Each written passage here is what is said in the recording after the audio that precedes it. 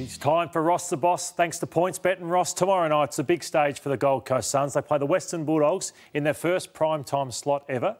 How would some of them handle that occasion? I know Anzac Day was huge for us. When the only eyes balls were on us, how would they be feeling? Yeah, and as you got used to it. But the coach, the president, the CEO, they'll all be nervous. It's something they've craved, they've worked hard for, and an informed Western Bulldogs. But in reality, nothing needs to change. Their system stands up, their talent stands up, and Stuart Dew's aim will get them to the line without spending all that nervous energy. But why is it different? Because the whole football world's going to tune in to see, are they the real deal, the Gold Coast? It's going to be a brilliant game, both fighting for a spot in the top 8. And Ross, compare how the two teams play. Yeah, we've had a quick look. Signature styles. Surprisingly, both of them rank lowly on scoring off from turnover, which is quite surprising. The best teams in the comp, like Richmond, Geelong, Port Adelaide, score highly off turnover, but they're really strong stoppage score teams. Really high points, almost equivalent to their turnover score, which is quite surprising. In particular, centre square bounce score, they rank 4th and 3rd in the competition. So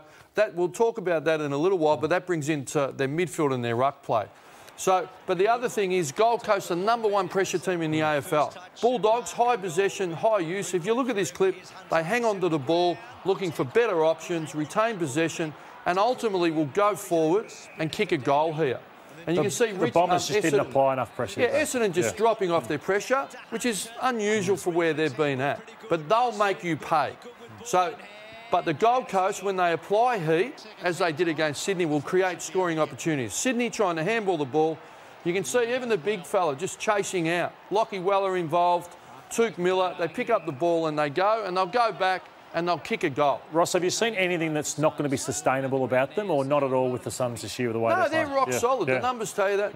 But to be honest, if I was Stuart Dew, it's an opportunity or threat, the Bulldogs' ball use. It's a threat. You don't apply the heat, they'll slice you. You bring the heat, we'll score. It's as simple as that, opportunity or threat. We're just talking on the commercial break with Eddie about how amazing Jared Witts has been, how disappointed he was when he left Collingwood. This battle is going to be fascinating between these so two. If we link it back to scoring from stoppages, both of them rely on it heavily. The ruck battle and first use, the ability for the midfielders like Touk Miller, Lockie Weller to get on the move and be proactive, or is it going to be English that gives first use to Bontempelli and those types inside? So it's going to be won and lost. I think you see Grundy giving first use and momentum to Pendlebury. It's going to be significant in the result. He's such an old-fashioned ruckman in that he gets behind the ball pretty hard. Should Jared Witts try and go with him and go and try and score goals? Because most I think he kills you. Yeah, they love taking uncontested mark. You get in and make them the defend. They do struggle a bit. But he does push forward also. He'll make good decisions, Tim English.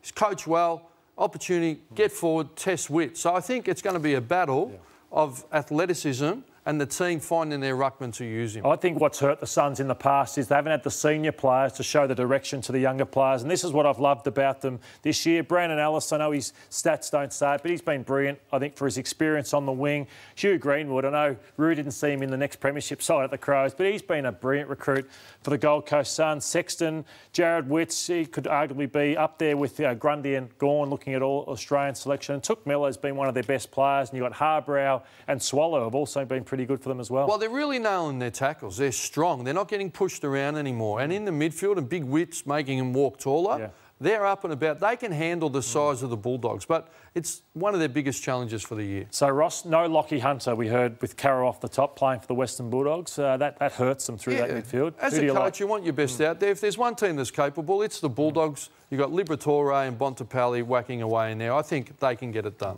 We looked at rookie coaches just a month ago, right? And we want to take a look at some of their club's expectations at the start of the year. Whilst I wasn't here last time, I feel like the landscape for an incoming coach is quite different this time round, and the expectations are going to be higher quicker. Fremantle has not made finals for the past 4 years. This isn't acceptable to the board, the players, and most importantly, our supporters. Under our new coach, Rhys Shaw, we've already seen a great turnaround. This is what we've established we're capable of, and this is what opposition sides should expect when they come up against us in the future. We all desperately want to return to the finals and deliver sustained success. I'm extremely confident that we will emerge with a clear blueprint that will underpin what we expect to to be a very exciting period ahead for our football club and our fans. Ross, obviously we all have high hopes at the start of the year and at best and fairest nights and all those sorts of things. And we looked at the rookie coaches 4 weeks ago. This is what we saw. Reece Shaw was in a wonderful position. Longmuir and Nix hadn't won a game. But we go forward to right now as we sit here and look at the changes, Ross. Yeah, what does it tell you? Words, aspiration's great and words are great, but it's execution, the ability to deliver, that counts in any business and in the AFL. So who's been delivering? I think Reece Shaw has run... He's at the precipice with his game style, lost 5 in a row in injuries. He's under real pressure and they've lost, and we'll get into that, but they've lost a bit of signature style. Teague's strongest on the signature on offence, there's no doubt about that. And the Dockers have scrapped 2 wins against Adelaide and a remarkable comeback against St Kilda. So they'll be feeling a bit better themselves. And Matthew Nix, they were better against St Kilda, but still to me, a lot of work to be done. But if you add them all up, I think there's 7 wins and 21 losses between them. But in the context, it's all about context and where you think your list is at. But when you hear presidents speak, they want results. So 3 of the 4 will be feeling the pressure, I would have thought. What have you seen with North Melbourne, Ross, in terms of the way their style has changed from rounds 1 to 6 to round 7? Well, if we go back, we spoke about they were hard and tough. We played a clip in the press conference from Reece. And they were. They were the #1 contested ball team. You don't fluke that. No. But for whatever reason, round 7, they've dropped to 14th. A little bit of personnel, but it's got to be attitude and intent. And then the other thing, we espouse them for their long kicking style, low uncontested possession, direct play, and hard and tough. But they ran into some roadblocks, so it's good to massage and adjust. But what happened, and I sat back and watched that game, and the numbers tell us they shifted to the 18th longest kicking team, high handball, and they went from 18th uncontested possession to 4th. So all of a sudden, players can get a little bit confused. They had 4 entries in the first half.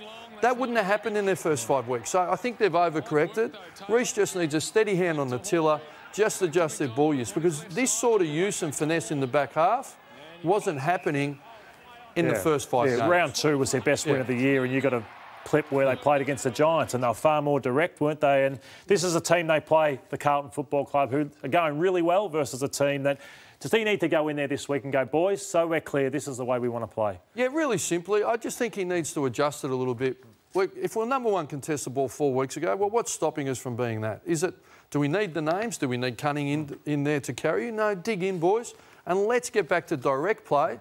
But if they get back on us, just let's use the spare a little bit better. I think they overcorrected and they fell apart, and the players will be a little bit confused there. Let's just simplify it and let them play on instinct. Ross, I believe for Carlton to frank their win, obviously 2 weeks ago against the Dogs and the way they played against Port, I think they need to win and win well this week. What's your tip? Do you think they win well? Well, they should be able to win well. Based on form and injury, it's a no-excuse performance. They need to get it done. Yeah, could be back in the 8 by the end of the weekend, the Blues, I think. It's an up-and-down season, no doubt about it.